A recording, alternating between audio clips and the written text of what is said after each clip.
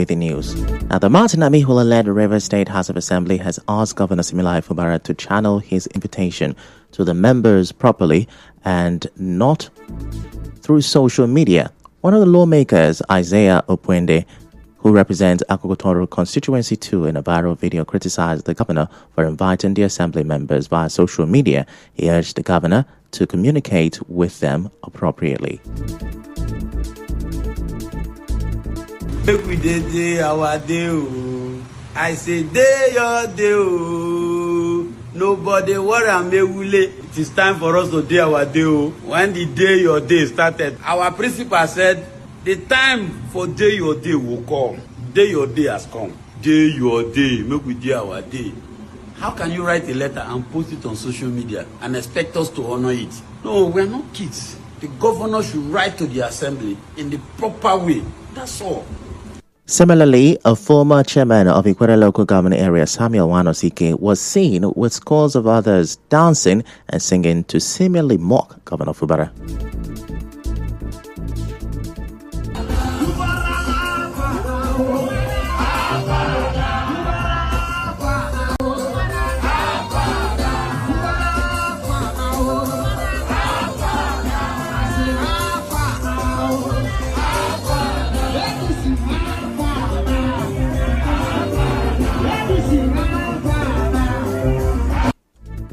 Now, the dance was during the Thanksgiving celebration in honor of Dr. Wanosike over his graduation at Harvard University and the victorious Supreme Court judgment on the Rivers State House of Assembly. Now, on Sunday, Rivers State Governor Siminalayi Fubara said he has received the certified true copy of the Supreme Court judgment and invited the Amihula-led members of the State House of Assembly to a meeting. A letter by the Secretary to the State Government, Tami Danagogo, and addressed to the Speaker of the House of Assembly, Martin Amihule, said the meeting is scheduled for today at the office of the Governor in Government House, Port Harcourt. The letter listed some of the items on the agenda of the meeting to include the provision of a befitting space for the Assembly's sittings, payment of all outstanding remuneration or allowances, and presentation of budget. The invitation of the lawmakers by the governor came as the 72-hour ultimatum given to the chairman of the River State Independent Electoral Commission, RISIEC, Justice Adolfo Zenebeli, to appear before the House expires today. The Speaker had, during plenary last Friday, said the Assembly had taken legislative notice of Governor Fubara's failure to forward names of his commissioner nominees to the House for screening. Meanwhile, a socio-political organization, Abo Consultative Assembly, ACA, has hailed the Supreme Court judgment affirming the legitimacy of Martin Amihule and 26 others as members of the River State House of Assembly. Speaking at an event to celebrate the ruling, ACA President Francis Amadi described the Speaker and his colleagues as the true face of democracy in River State. He also commended the FCT Minister Nyesom Wike for standing by the lawmakers to ensure democracy is upheld in the state. Today's meeting is to thank God for the victory Martins Amihule and 26 others has gotten from Supreme Court. We are congratulating Martins Amihule and the 26 others of Assembly members because they have stood firm for democracy to strive in River State. We thank them. We praise them. They are the face of democracy as far as River State is concerned today. The people of Abo Kingdom are happy. Mr. Amadi, however, criticized Governor Fubara for building a 2-bedroom apartment as the palace of Abo Kingdom, despite the overwhelming support the kingdom gave him during the 2023 governorship election. Also speaking, former lawmaker and senator, as senior special assistant to the FCT Minister on Land, Urban and Regional Planning, Michael Chinda, urged Governor Fubara to comply with the Supreme Court judgment by representing the 2025 budget to the fully constituted House of Assembly under Speaker Martin Amihule. He warned that failure to do so could attract consequences. We are in 2025. There is no appropriation law. And what we want Fubara to do right now is to obey the Supreme Court judgment. Grandstanding will not help him. We know very well that he has ridiculed the Assembly. in the public domain, and we want to put all that in the past. As a former lawmaker, I advise him to take the appropriation bill to the House so that the House will do the needful. March is running. Fubara should be ready to take responsibility of the outcome of not complying with the judgment of Supreme Court, because the consequences are very, very grievous. Now, on their part, the commissioner representing the South-South in the FCT Civil Service Commission, Tony Okea, former Commissioner for Housing, Gift Wallo, and PDP chieftain in Ward 17, Rumo Lumini, Honest Amadi, also spoke. Going stricto sensu to what the law says, they will ensure that he represents both the 2024 and 2025. And so the Assembly is trying to make amends, is trying to cure a bad situation. Expect the governor not to do anything other than to succumb to the decision of the Supreme Court without cherry picking which one to obey and which one not to obey. What the governor did was a total disregard for the people of Rivers State, because the judiciary is the true expression of the people in government.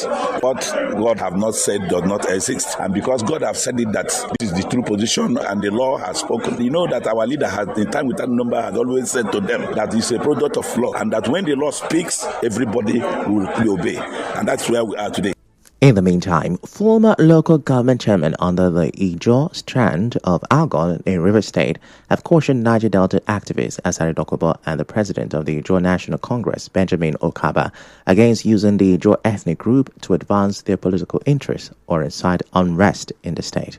Speaking on behalf of the group at a media briefing in Port Harcourt, former chairman of Akokotoro local government area, Roland Sekibo, condemned what he described as provocative statement made by some Ijaw leaders following the Supreme Court judgment.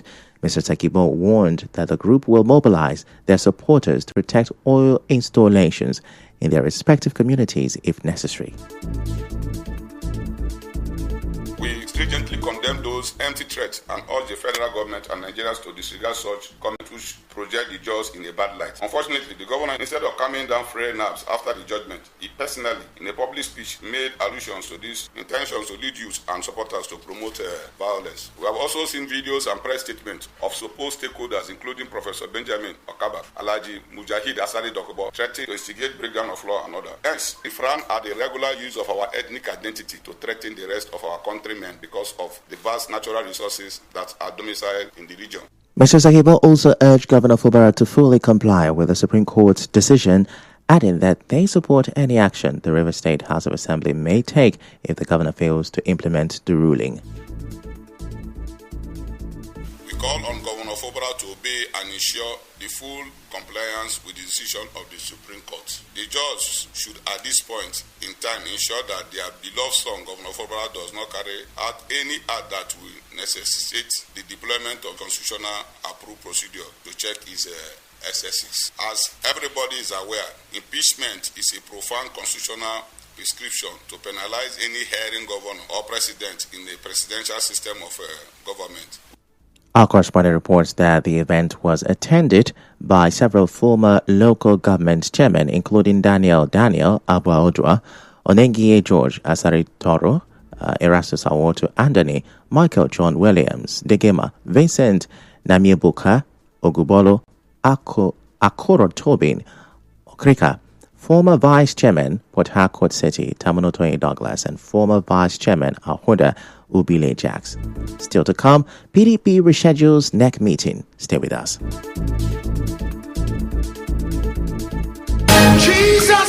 The government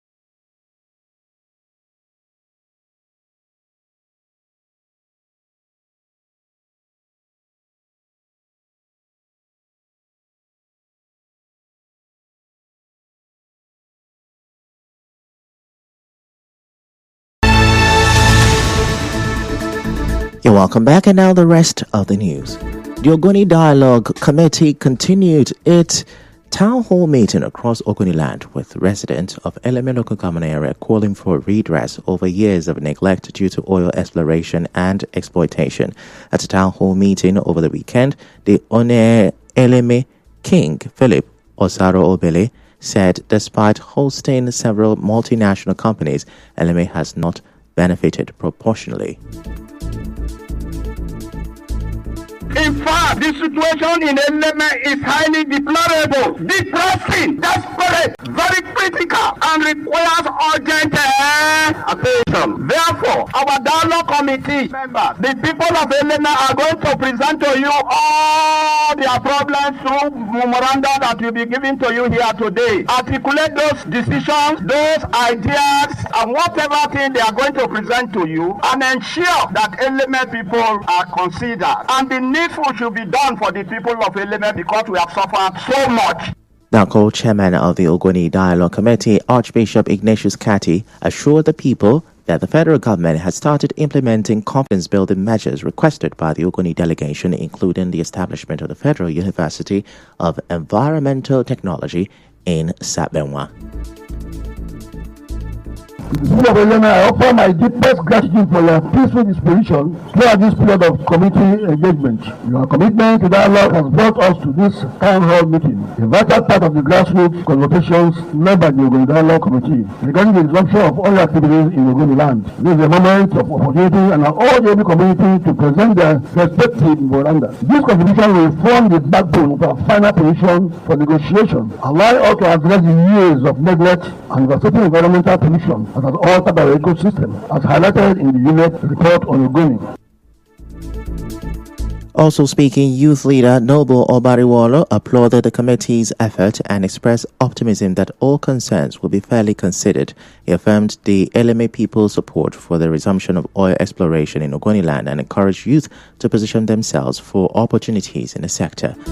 Moving on, the chiefs and elders of Elipokwodo community in Obiakpo local government area of Rivers State have commended the Rivers State Police Command for what they describe as timely intervention in curtailing the activities of land grabbers in the community. It follows a report that the police, while enforcing a judicial order, arrested a suspected land grabber in the area. Addressing newsmen in Port Harcourt, the head chief of Elipokwodo, Eze Achinikime, said the community, despite being the rightful owners of their lands, has continuously faced the menace of land grabbing. In 2005, government acquired 300 plots of land from us to give to them. The remaining portion of land behind where government acquired belongs to the Okoro community. It's not in doubt. It's not in dispute. But to our greatest surprise, some land grabbers connived together and invade the place. In 2012, when the Joseph College went to acquire land, and Okoro also, with our neighboring community, Alo, agreed and gave them the land. The remaining parcel of land behind that place belongs to the Okoro community. But we don't know how land grabbers always interested in invading the Okoro land. On their part, some chiefs of the Elipokwodo community, including Eze Honda Mbakiri and Eze Mekele Odo, said the alleged apprehension of the land developers involved in the land grabbing case is an indication that the police are able to protect the citizens. We are very, very happy. The good people of Elipokwodo community are thanking the Commissioner of Police, Rivers State, to have today enforced law and order. This is our first time on seeing court order being enforced by a policeman instead of conniving with the suspect. God has touched the heart of the Commissioner of Police, Rivers State, to enforce law and order by apprehending Mr. Jude Moro, the so-called Interior Homes Managing Director. We are also pleading with the judiciary to be straightforward. Having arrested Jude Moro of the terror home, the community can go home and sleep because he has terrorized the community for over 5 months now. He and his allies who have invaded our land opposite OPM Church, behind which we gave to government in 2005. Away from that, scores of people, mainly women from Oboromini community in Ahoda East local government area of Rivers State, have staged a protest accusing the former council chairman of Emoha, Chide Lloyd, of land grabbing. During a media briefing, the secretary of Oboromini Community Development Committee, Levi Akwaju, said they now live in fear due to security threat from hoodlums.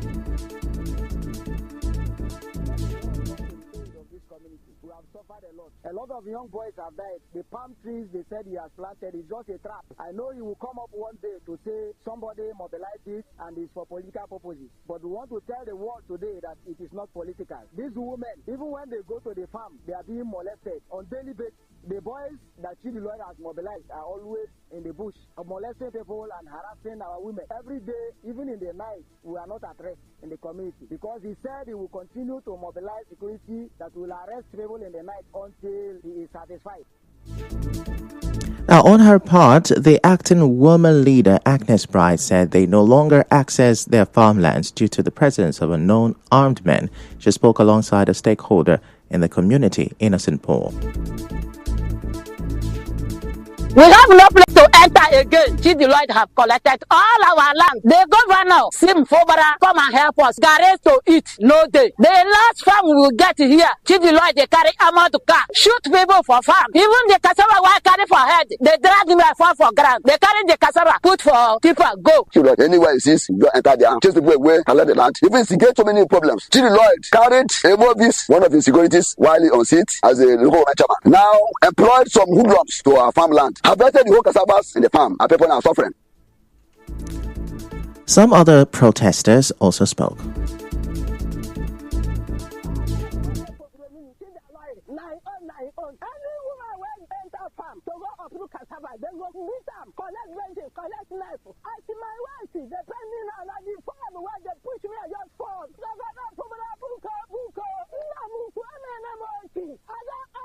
The youth we have endured, and we never want anything like crisis. Sim Kubara, we need your attention. Our brother who went to help her mother to uproot cassava, he was shot. One is in his house now, paralyzed, no way to move. My son went to the farm with the mother to harvest cassava. Chidi Lloyd sent his dogs or boys to shoot. Then along the line, my son was shot on the leg. The whole bone is broken. I have no money to take him to the hospital. So I'm now crying at the government. The governor of the state, Sim Fobara, you come to my aid. Commissioner of Police, you come to my aid.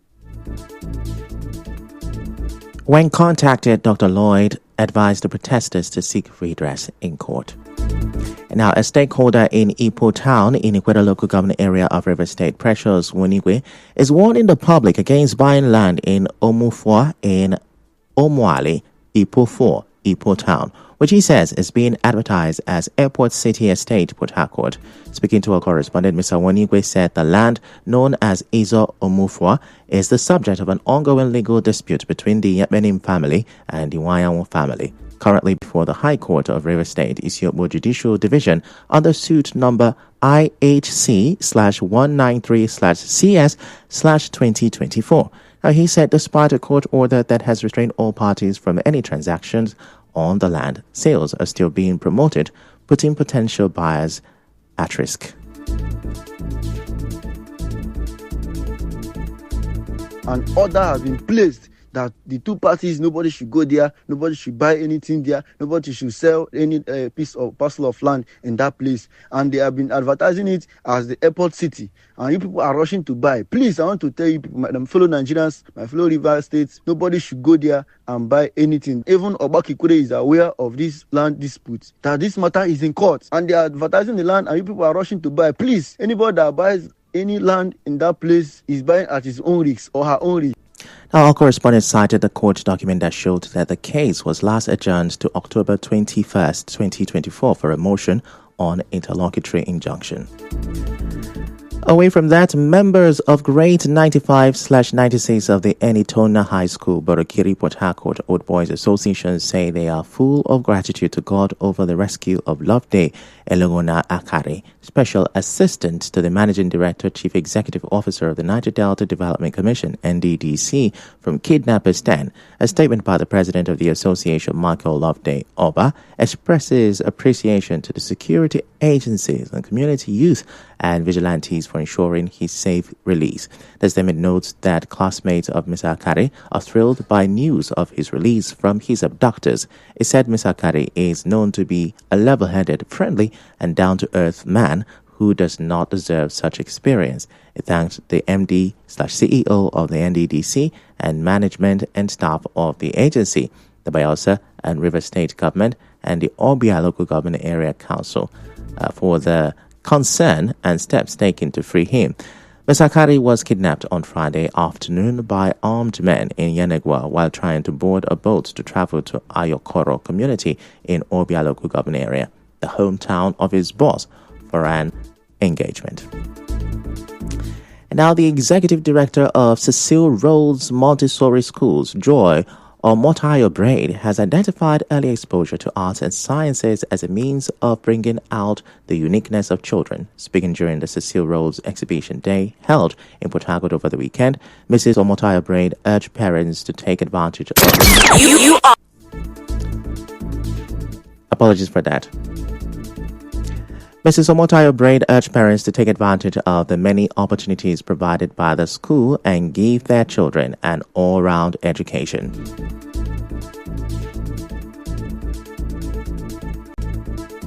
Our learners have been creative and innovative through the artworks and science projects they have done. They have made washing soap, perfume, beads, and also designed slippers and solar-powered fans. Some of them have learned how to paint. We are an unusual school. We are going beyond education to teach our learners an exceptional advanced skills that molds them for the future. The proprietors describe Cecil Rhodes Montessori Schools as a destiny refinery where the future of children is extraordinarily molded.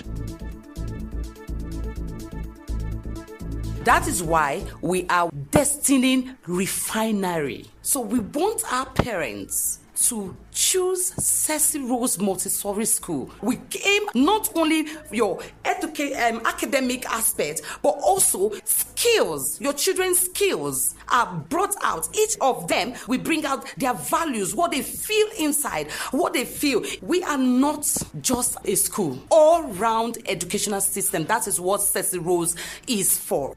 Now, some parents and guests at the exhibition also spoke.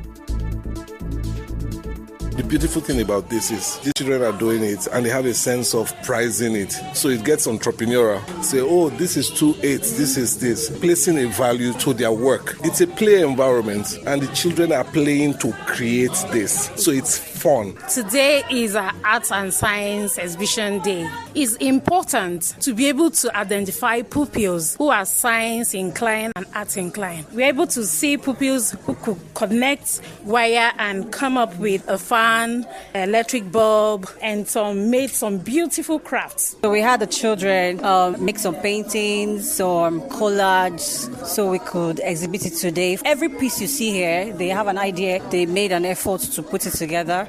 Our correspondent reports that some of the items exhibited by the pupils and students included paintings, beads, liquid soap, perfumes, slippers, and electric fans, among others. Now, the school is located at Plot 51, Federal Housing Authority Estate, off Peter Odili Road. In other news, the People's Democratic Party has rescheduled its National Executive Committee meeting earlier slated for March 15 to May 15. The party, in a notice issued by its new National Secretary, Sunday Udokoye, in Abuja on Sunday, said the rescheduling of the meeting was to allow the party, among others, to conclude pending zonal, state, local government area, and ward congresses.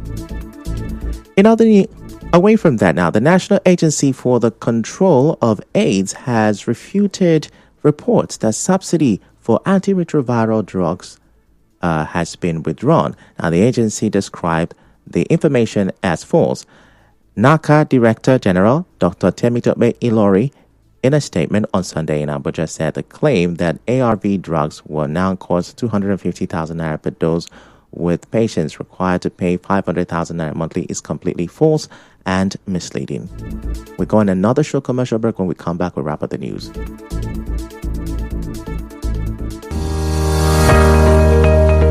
Center for Disaster